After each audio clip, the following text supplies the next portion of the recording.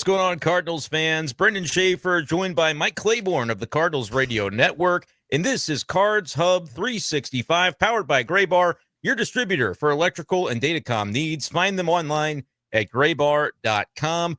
Claibs, Cardinals got a win this afternoon over the Miami Marlins in Jupiter. I know you care a lot about the results of these games early in spring, too. The wins and losses. I was jumping for joy. I mean, I was running down the aisles, hugging people, and just saying, here we go.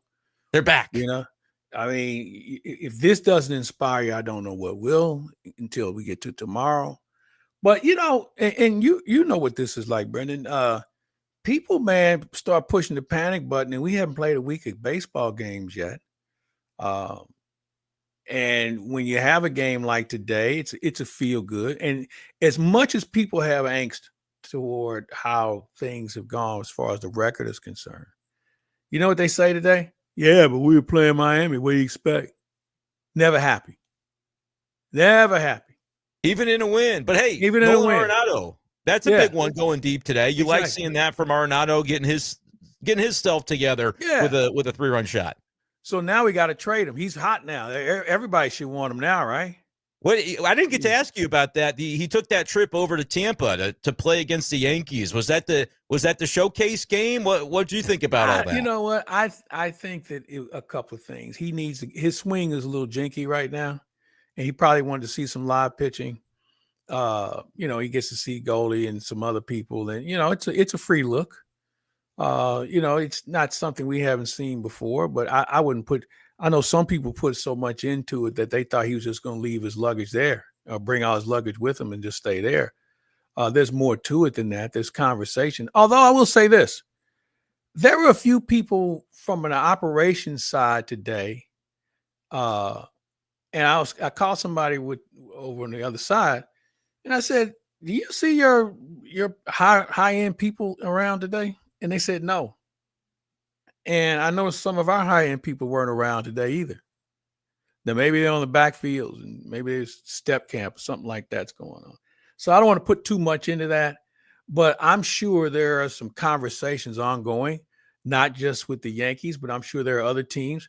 They may have casual conversations because seldom do you see trades of any significant magnitude take place at this time of spring training.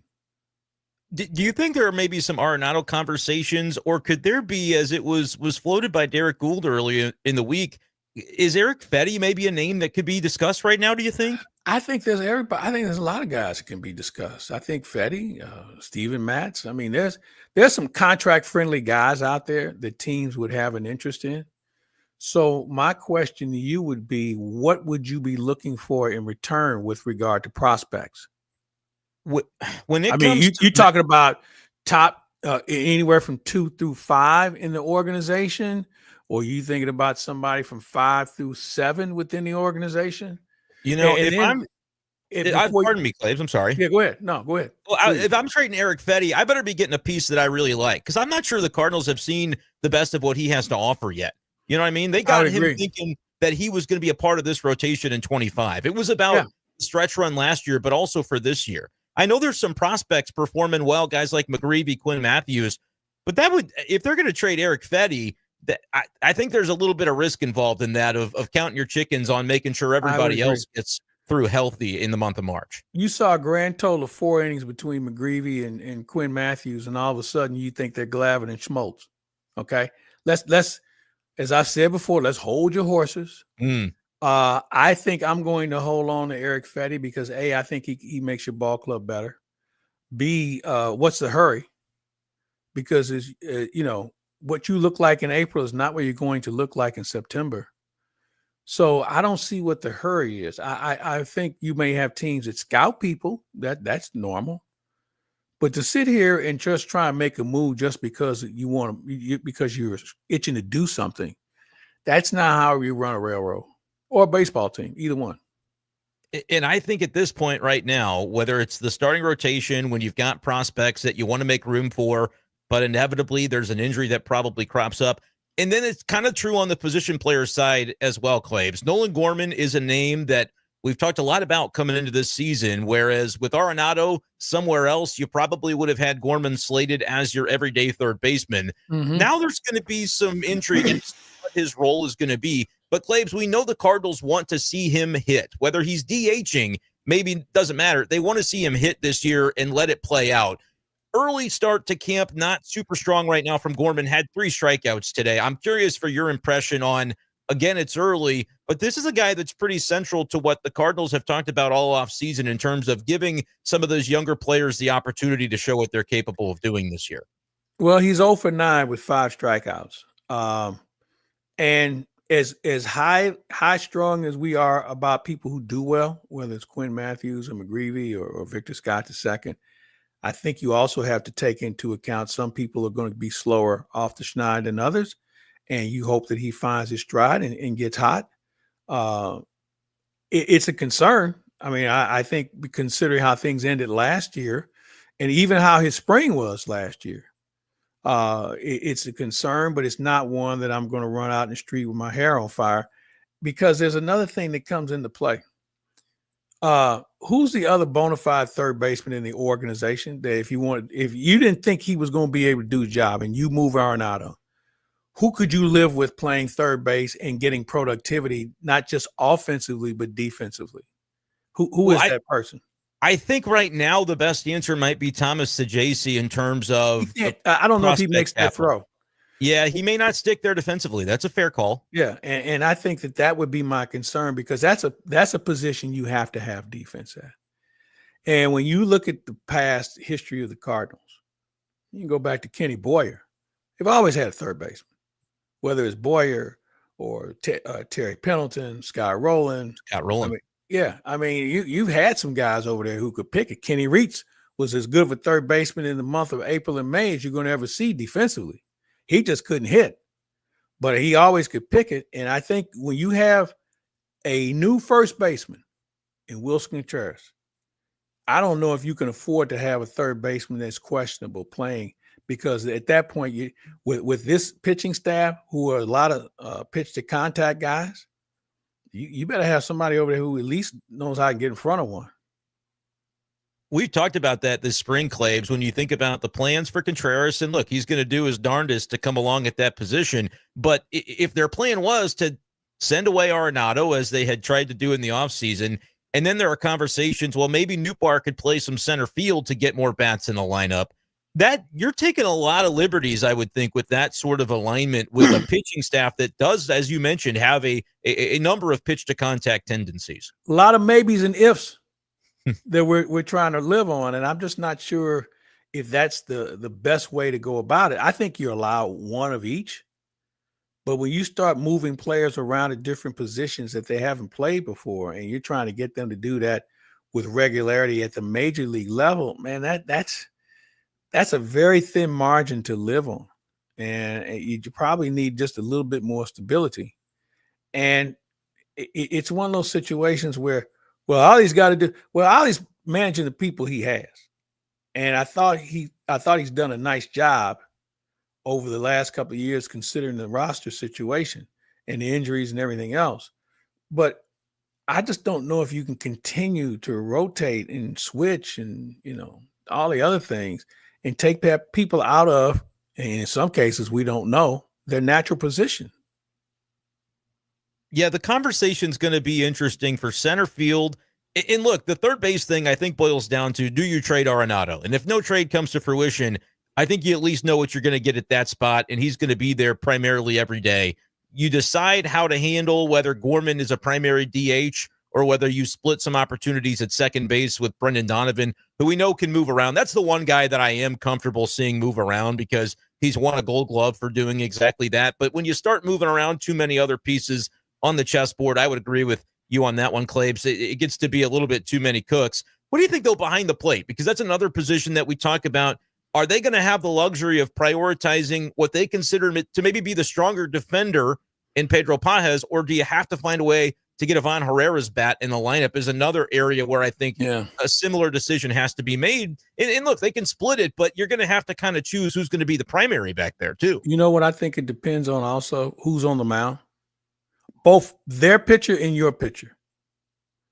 because there are going to be some nights you're going to be scratching for offense, and there are going to be other nights you're going to be hoping that you can put some swings together against the guy. Maybe he's a fourth or fifth starter, has trouble with lefties, something along that line, where you can afford to play a guy and sacrifice the bat because everybody else is expected to hit. But when you have one of those situations where you're facing a number one or a two or a guy, and I know some teams don't like to categorize pitchers in that manner, ones or twos, but high leverage pitchers, high leverage starters, when you have those guys who are going to be stingy in the runs and maybe a strikeout guy, swing and miss pitcher, then you have to say, well, we had to put some bats in this lineup because we're going to need them. And we probably need to heavy up on the bottom end of the lineup. So I think this year, and I know most managers don't like it, man, this could be game to game as far as what your lineup is going to look like at certain positions, whether it's second base, DH, catching, and center field. That's 4 positions. Yeah. That's 4 bats. That's 16 at bats that you have to account for that could change every day. And that can be a head scratcher. I agree with you. Pages, I would say right now, Pages probably the better defender behind the plate. If you wanted to go defense in center, that looks like Michael Ciani with Nootbaar still playing in left, unless Victor Scott the second. Is that where you were going with that? Yeah. I was going to go there because let's talk about him. Right now, Victor Scott the second is doing everything you would want Victor Scott the second to do. He's hitting line drives. He's hitting the ball on the ground. He's taking walks. He's stealing bases. He's scoring from first to home. And he's doing everything you want him to do. And he's playing some really solid center field.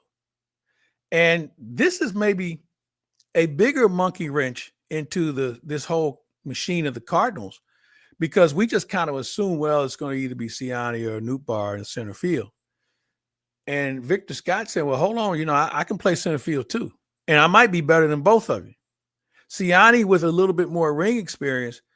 But I'll ask you, Brenden, what happens if Victor Scott starts hitting breaking balls and starts hitting balls on the ground and using his speed?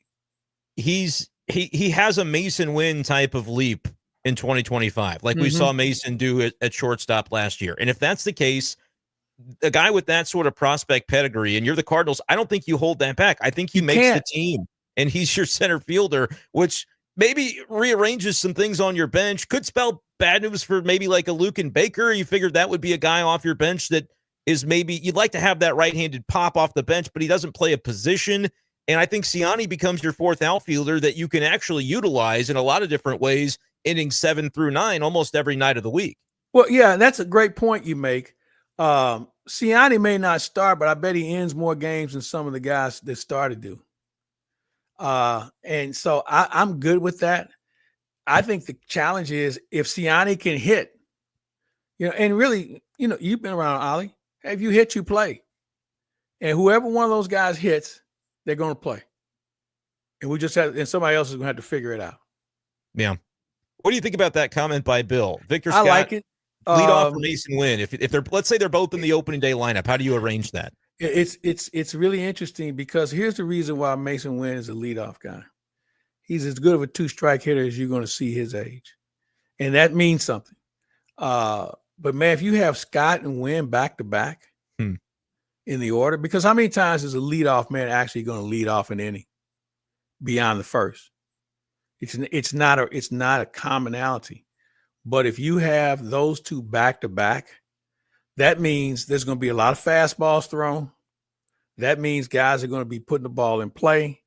That means you have guys who have the potential to score from first, because Donovan's going to make contact, or whoever the number 2 hitter is, he's going to make contact, and you're going to run into more contact guys in the batting order at that point.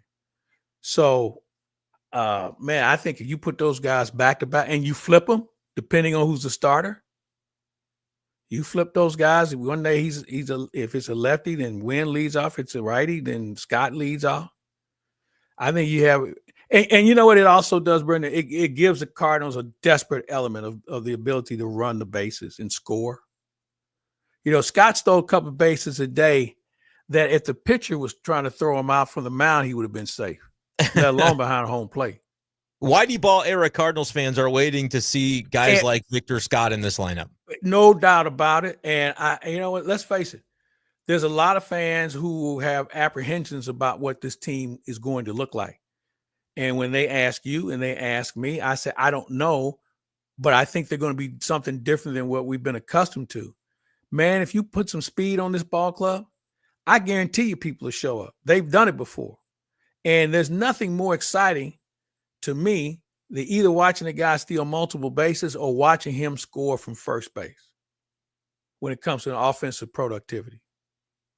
There's no doubt about that. Cards Hub 365. Your questions and comments are welcome on the YouTube chat. Make sure you guys are all subscribed to the Sports Hub STL channel. And whether you're subscribed or not already, there's an opportunity tonight for you to come out to meet some of the. I subscribe.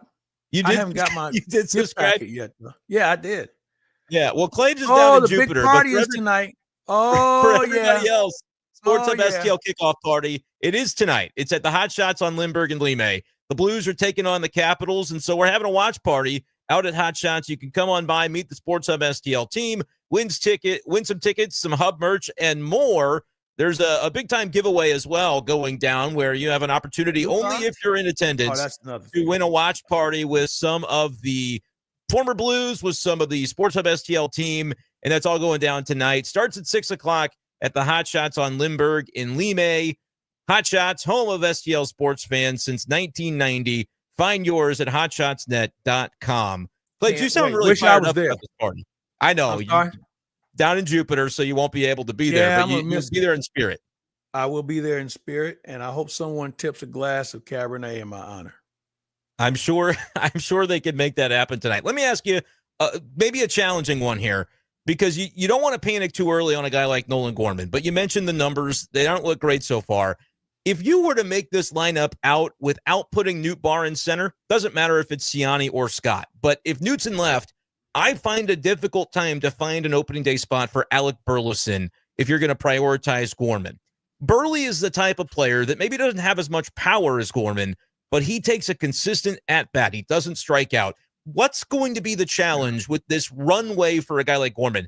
If he's striking out a ton early in the season and Oliver Marmol's looking at his lineup card going, I want to get Burleson in there, and does it eventually come at the expense of a guy like Gorman? And is that runway something that could be difficult to maintain if he struggles early? That's so interesting to me. They're both looking for consistency in productivity, and the only way you can be consistent is you have to play.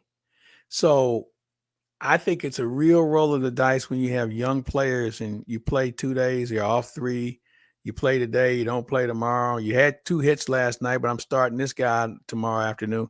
There's so many things that go into that you have to really have an understanding of what your skill set is in your prep.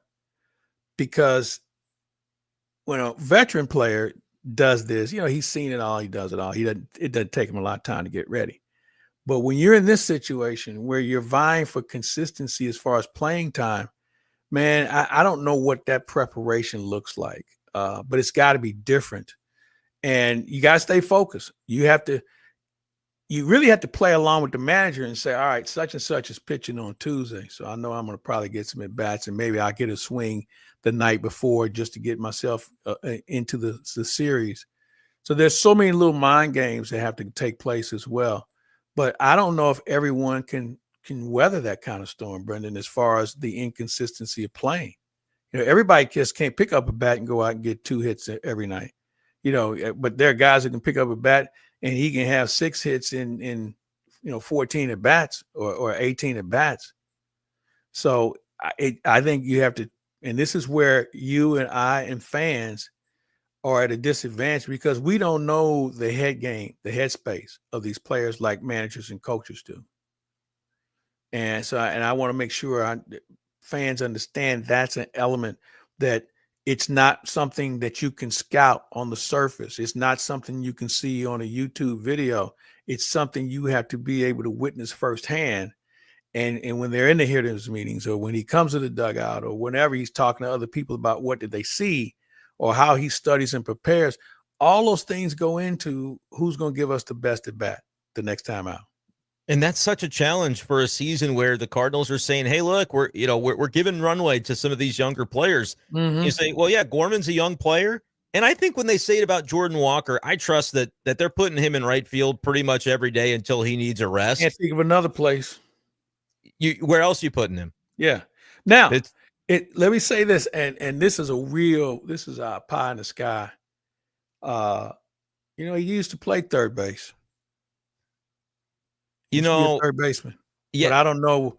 Now, he was average when he was doing it in the minors.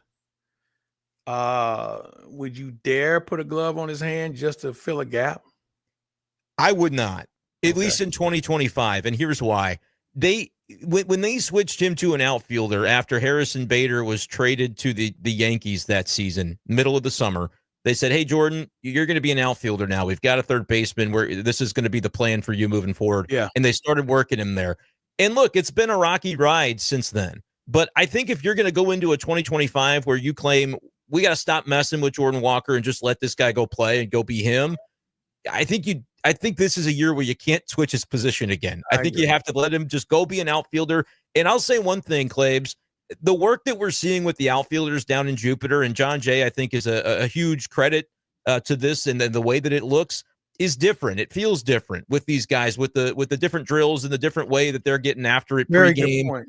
I think Jordan's got his best chance that he's had to really make this stick in right field. Let that happen in 2025, and if it doesn't work out defensively and he's still hitting the way you hope, talk about position in the offseason. But I would love to see them give him this one runway to play right field and to sink or swim at it and kind of go from there. Because the pressure it's on because it's time to become a big leaguer, but the pressure, I think, should be off a little bit. If he makes an error in right field, he doesn't have to question, am I going to be in here tomorrow? I think this is the year where you've got to let him go and see what he's capable of doing with a little bit of that opportunity. Could not agree with you more.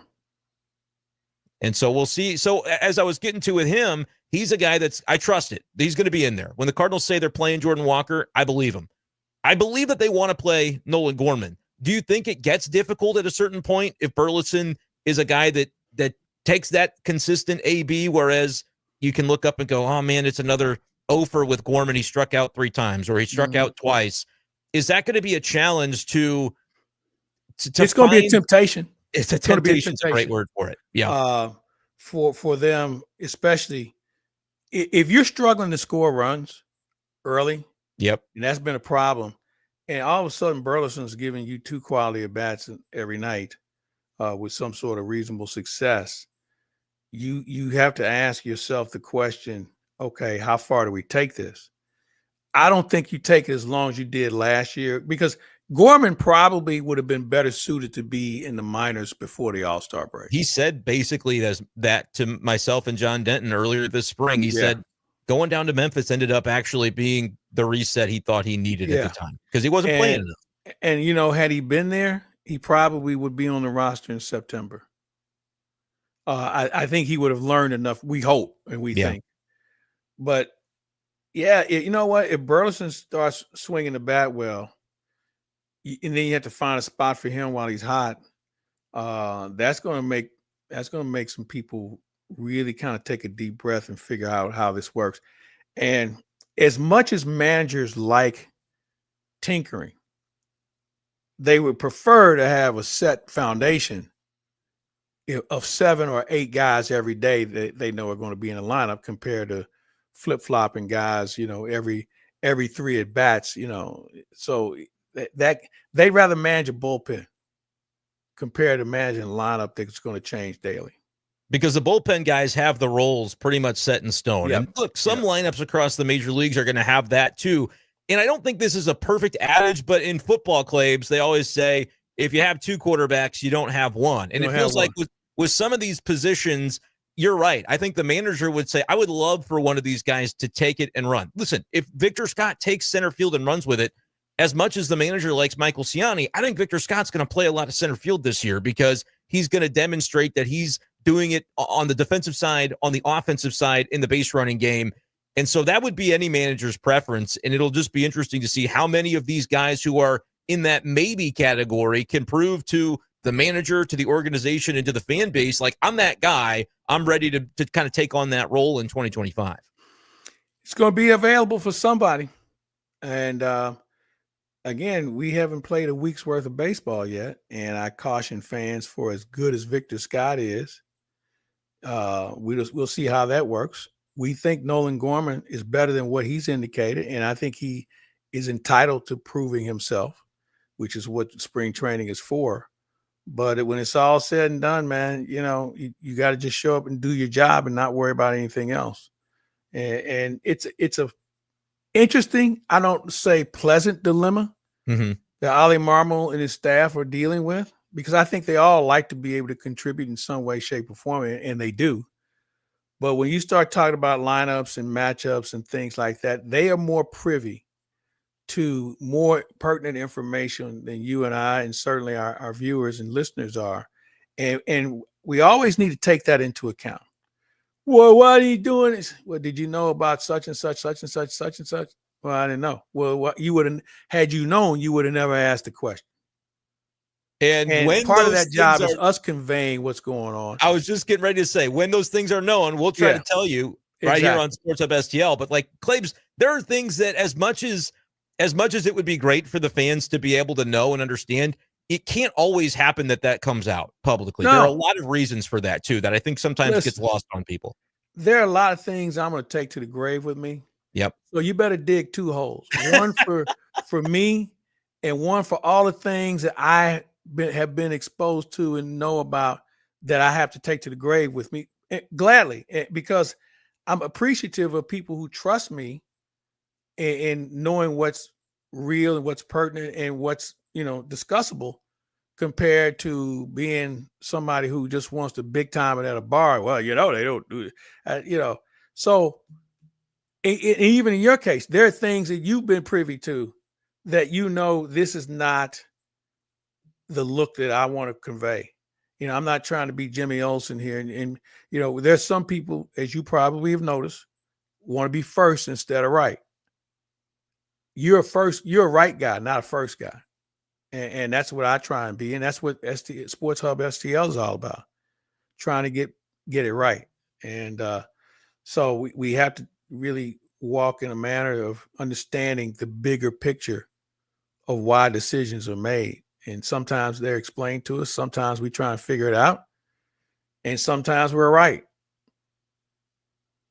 Yep, and you're right. The goal is to be accurate, and so we're going to do our level best at that. Claibs, before we get out of here on today's episode of Card Sub 365, powered by Gray Bar, I want to ask you one pitching thought, because I like to overreact to some of these performances from pitchers. Not as much as the people I've been exposed to. Can we overreact to Riley O'Brien for a moment? Because we saw a great spring camp from him last year, and then he fizzled out with injury. But again, we're kind of seeing the signs of life from him. What have you made from the very limited exposure we've seen from him so far? And could it maybe be sustainable this time around the block? Yeah, you know what? I would normally say, well, he went home and worked out and got bigger. That wasn't the case. He just has such a unique skill set with regard to his velocity. Mm-hmm. And I think it becomes more of a confidence issue in maintaining the same consistent delivery pattern. There's a place for him. Now, what that looks like, we're still trying to figure out. I'll tell you one guy I'm not going to worry about this year, and that's Matthew Liberatore. Every time I've seen him, he takes command of the mound, and he was good again today. And JoJo was solid. You're going to have some. I think the bigger decisions, Brenden, won't be who's going to play third base and center field. It's how you're going to fill out that bullpen. Because I haven't seen anybody yet that has taken a step back for guys who I felt were going to be part of the 2025 season. There's going to be some moments in this season where a guy gets sent down for a fresh arm, and we're going, really? You got to be without that guy now for 10, 15 days? Because I think there is some really good depth here, but we have seen historically the way that they want to churn that bullpen to make sure everybody's fresh. But what happens if a Helsley is your closer? You have a JoJo and a Fernandez kind of in that setup territory with guys like Riley and Libby from the left and right being able to, or right and left, I should say, being able to kind of handle the seventh inning. That's 5-6 names right there. And I think the revolving door probably ends up being the other group. But again, health is going to be the key too. And you can't take that for granted necessarily. And you're going to have a tired arm. You're going to have a tweak or an ouchie or a boo-boo, whatever you want to call it. So that's why I've always said good teams who are winning teams have a minimum of 19 pitchers they're going to go through during the course of the season for all of the above. So we'll see. We'll see. Claibs, always a pleasure hopping on Cards Hub 365 with you, my friend. We'll talk sometime next week. Enjoy your night. And for everybody else, go out to Hot Shots in South County and have a great time on me. There and it is. First round is on Brenden. Whoa. He's picking up half for everybody. This is news. As soon as you see him there, just give him the bill. You hand it to me the moment I walk in. There you go. Cards Hub 365, powered by Gray Bar. We'll be back because we're here every day. So everybody have a good one. We'll talk to you next time.